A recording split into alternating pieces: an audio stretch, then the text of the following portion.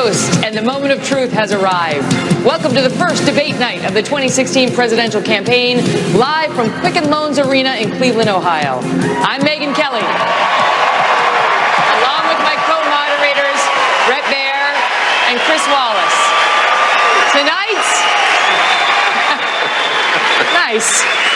Tonight, thousands of people here in the queue, along with millions of voters at home, will get their very first chance to see the candidates face off in a debate, answering the questions you want answered.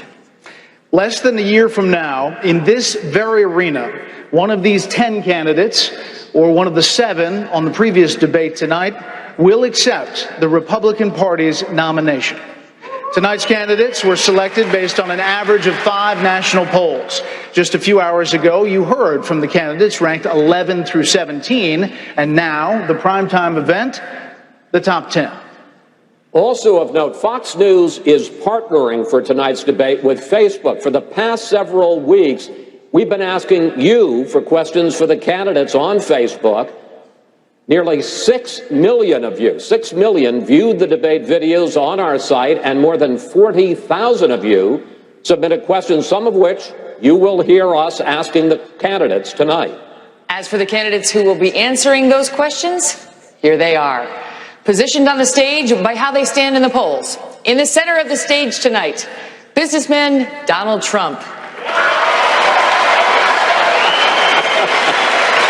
Former Florida Governor Jeb Bush. Wisconsin Governor Scott Walker.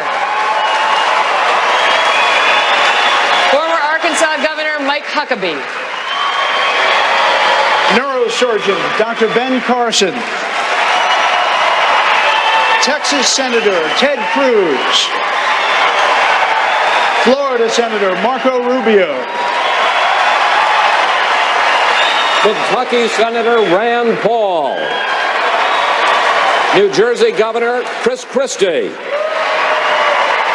And your very own Governor of Ohio, John Kasich.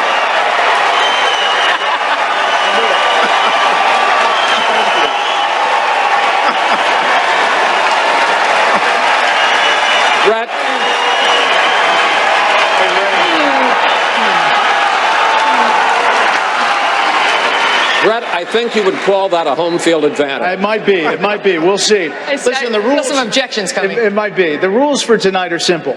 1 minute for answers, 30 seconds for follow-ups, and if a candidate runs over, you'll hear this. Pleasant, no?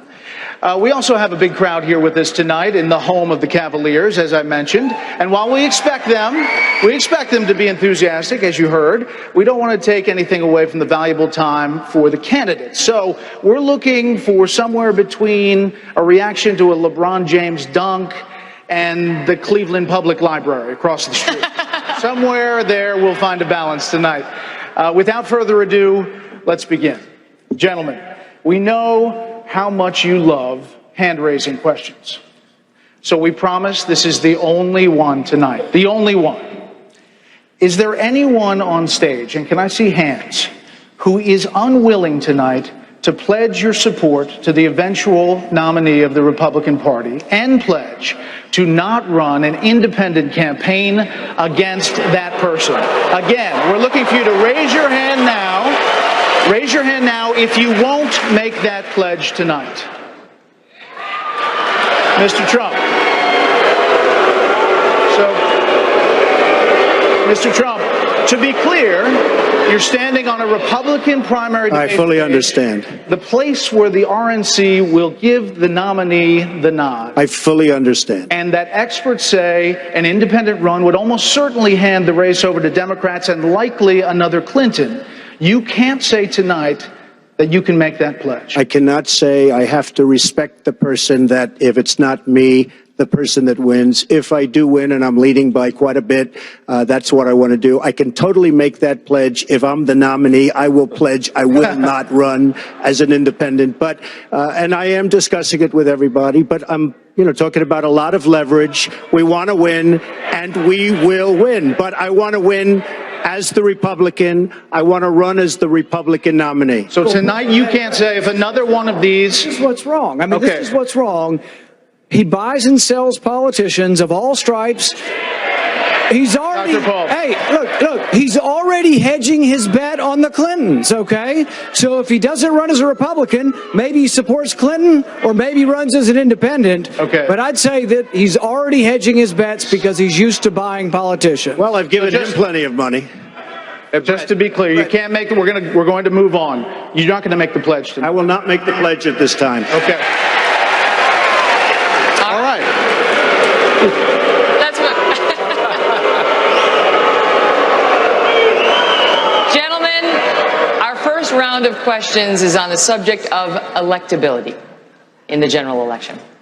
And we start tonight with you, Dr. Carson. You are a successful neurosurgeon, but you admit that you have had to study up when it comes to foreign policy, saying there's a lot to learn. Your critics say that your inexperience shows. You suggested that the Baltic states are not a part of NATO, and just months ago you were unfamiliar with the major political parties and government in Israel. And domestically, you thought Alan Greenspan had been Treasury Secretary instead of Federal Reserve Chair. Aren't these basic mistakes, and don't they raise legitimate questions about whether you are ready to be president? Well, I could take issue with all of those things, but we don't have time. But I will say we have a debate here tonight, and we will have an opportunity to explore those areas. And I'm looking very much forward to demonstrating that, in fact, the thing that is probably most important is having a brain and to be able to figure things out and learn things very rapidly.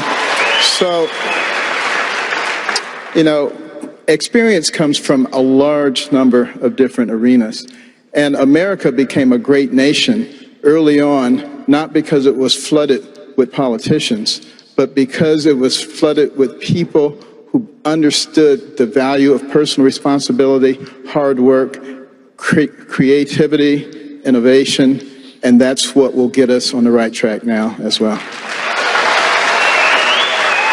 Senator Rubio, when Jeb Bush announced his candidacy for presidency, he said this: there's no passing off responsibility when you're a governor, no blending into the legislative crowd. Could you please address Governor Bush across the stage here and explain to him why you, someone who has never held executive office, are better prepared to be president than he is, a man who you say did a great job running your state of Florida for 8 years? Well, thank you for the question, Chris, and it's great to be here tonight. Let me begin by saying this. I'm not new to the political process. I was making a contribution as the Speaker of the third largest and most diverse state in the country well before I even got into the Senate. I would add to that this election cannot be a resume competition. It's important to be qualified, but if this election is a resume competition, then Hillary Clinton's going to be the next president because she's been in office and in government longer than anybody else running here tonight. Here's what this election better be about. This election better be about the future, not the past.